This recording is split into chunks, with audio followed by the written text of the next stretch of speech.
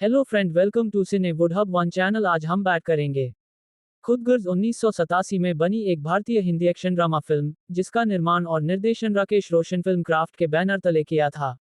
इसमें जितेंद्र, शत्रुघ्न सिन्हा, गोविंदा, भानुप्रिया, अमृता सिंह और नीलम कोठारी और संगीत राजेश रोशन। ये फिल्म अभिनेता राकेश रोशन के निर्देशन में बनी पहली फिल्म है। खुदगर्ज दो बचपन के दोस्तों अमर सक्सेना और बिहारी सिन्हा की कहानी है।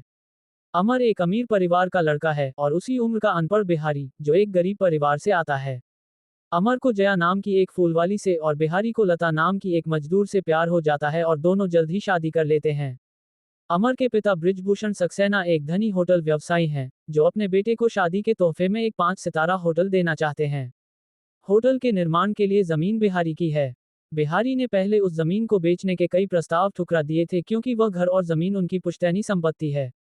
जब अमर बिहारी से जमीन बेचने का अनुरोध करता है, तो बिहारी मान जाता है, क्योंकि उनका पुराना रिश्ता है। हालांकि बृजभूषण के कहने पर एग्रीमेंट इस तरह तैयार किया जाता है कि अमर और बृजभूषण जमीन के एकमात्र मालिक बन जाते हैं। बिहारी सद्भावनापूर्वक एग्रीमेंट पर अपना अंगूठा लगा देता है और अपनी पुश्तैनी संपत्ति गंवा देता है। 5 सितारा होटल बनकर तैयार हो जाता है, लेकिन उद्घाटन के दिन कुछ लोग बिहारी के घर की, जो 5 सितारा होटल के परिसर में ही है, निंदा करते हैं और कहते हैं कि यह एक बदसूरत जगह है जिसे गिरा देना चाहिए। अमर भी उनकी बातों से सहमत होकर बदले में बिहारी को एक नया घर और होटल देने की पेशकश करता है। चूंकि बिहारी अपने होटल और जगह को लेकर बहुत भावुक है, वह अपना आपा खो देता है और अमर को थप्पड़ मार देता है। इससे उनके रिश्ते में खटास आ जाती है। बृजभूषण का सबसे भरोसेमंद कार्यकर्ता सुधीर एक भ्रष्ट आदमी है। वह दोनों दोस्तों के बीच की गलतफहमी का पूरा फायदा उठाता है और बृजभूषण को अपने भरोसे में लेकर बिहारी के घर और होटल को बुलडोजर से गिरा देता है और दावा करता है कि अमर ने नशे की हालत में इसे गिराने का आदेश दिया था। अमर सुधीर की बात पर यकीन कर लेता है और बिहारी से माफी मांगता है, उसके लिए इमारत फिर से बनवाने की पेशकश करता है।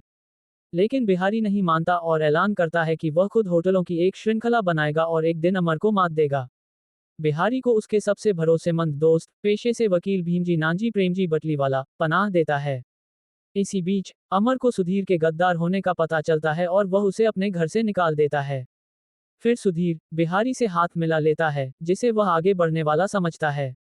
बिहारी को बैंक से लोन मिल जाता है और वह अपना पहला होटल बनवाता है। वह अपनी बहन ललिता की शादी सुधीर से तय करता है। अमर और उसकी गर्भवती पत्नी जया को भी शादी में बुलाया जाता है और वे वहां पहुंच जाते हैं, लेकिन सुधीर परिस्थितियों को इस तरह बदल देता है कि अमर और बिहारी का आमना सामना न हो। इस जाल में फंसकर जया घायल हो जाती है और अमर उसे अस्पताल ले जाता है, जहां वह एक बेटे को जन्म देती है और मर जाती है। धीरे धीरे बिहारी और भी कामयाब होता जाता है। उसकी पत्नी एक बच्ची को जन्म देती है। सुधीर बिहारी की अशिक्षा का फायदा उठाकर उससे कोरे कागजों पर दस्तखत करवा लेता है और इस तरह बिहारी का बराबर का हिस्सेदार बन जाता है। किस्मत से अमर और बिहारी के बेटे और बेटी अपने अपने परिवारों की दुश्मनी के बारे में जानते हुए भी एक दूसरे से प्यार करने लगते हैं। बिहारी की पत्नी लता हालात बिगड़ने से पहले अमर के घर जाने का फैसला करती है। फिर वह बातचीत सुन लेती है और उसे पता चलता है कि बिहारी जिन कर्जों से आगे बढ़ा और फला फूला, वे अमर के ही थे। बिहारी की बहन ललिता, जो अपने पति सुधीर के हाथों शारीरिक शोषण झेल रही है, को पता चलता है कि सुधीर उसके भाई को मारने की योजना बना रहा है।